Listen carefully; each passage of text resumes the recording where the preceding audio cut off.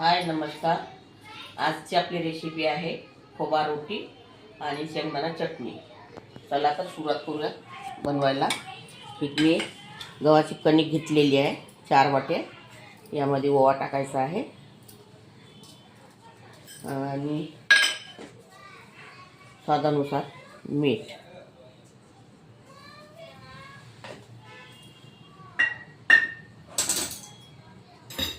आणि तूप टाकायचं आहे।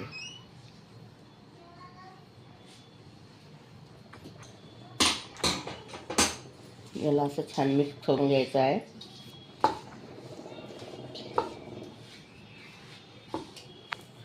आणि पाण्याने याला भिजवून घ्यायचं आहे।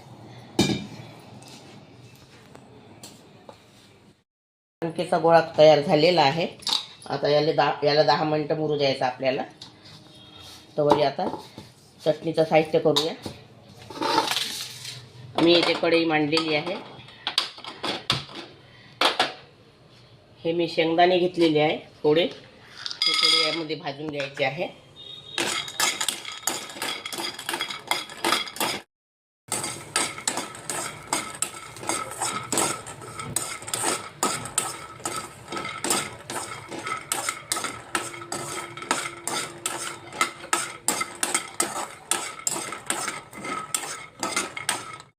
तर हे शेंगदाणे भाजून झालेले आहे। मिक्सरच्या भांड्यामध्ये घेतलेले आहे मी।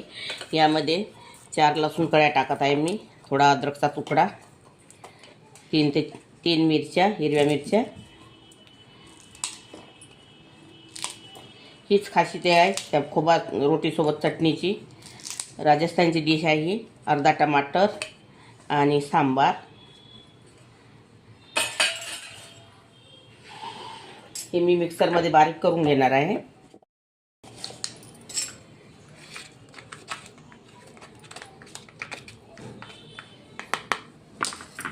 आणि हे बेसन आहे, 1 चमच बेसन वापरणार आहे यामध्ये। आणि आता थोडं पाणी टाकून आणखी याला बारीक करून घ्यायचं आपल्याला।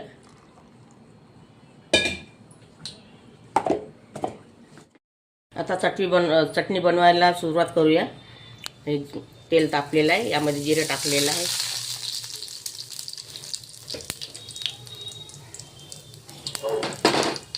आता हा पेस्ट केलेला जो आहे ना, हा यामध्ये टाकायचा आहे।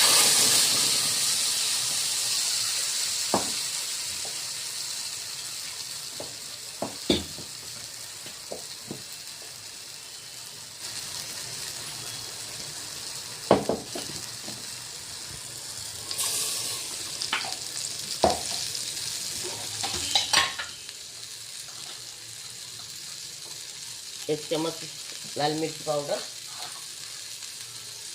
1 चम्मच हळदी पावडर,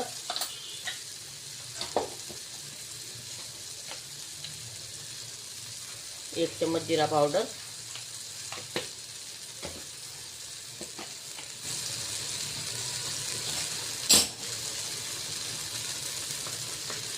1 चम्मच धनी पावडर,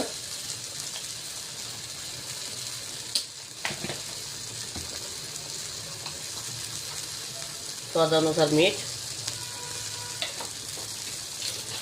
आणि थोडा आमचूर पावडर।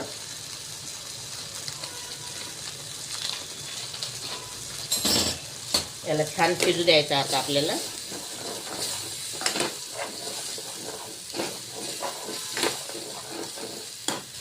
पाणी टाकायचं शिजण्यापुरतं।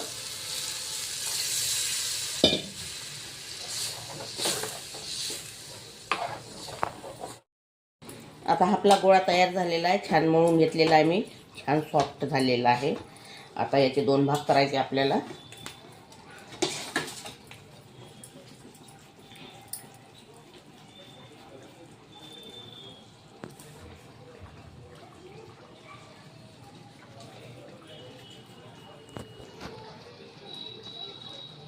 याला लाटून घ्यायचं आहे। एकदम पातळ नाही लाटायची आणि एकदम जाड पण नाही लाटायची।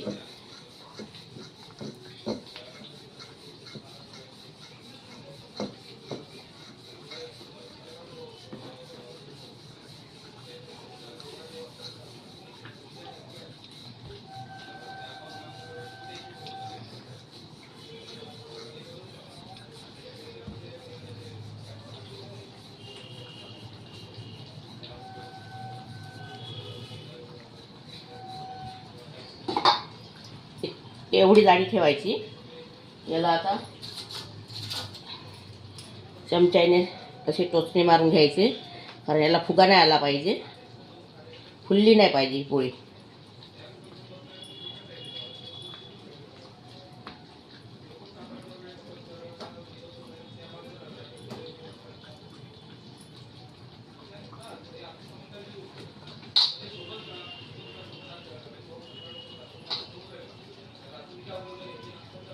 आणि अशी तव्यावर टाकायची.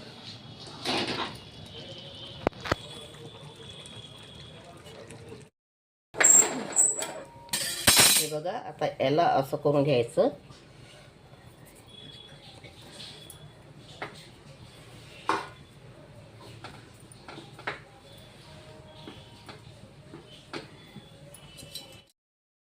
आता आपली हे खोबार रोटी आणि चटणी झालेली आहे. अगर तुम्हाला माझी रेसिपी आवडली असेल तर व्हिडिओला लाईक करा, शेअर करा आणि चॅनलला सबस्क्राईब करा. आणि व्हिडिओ बघितल्याबद्दल धन्यवाद.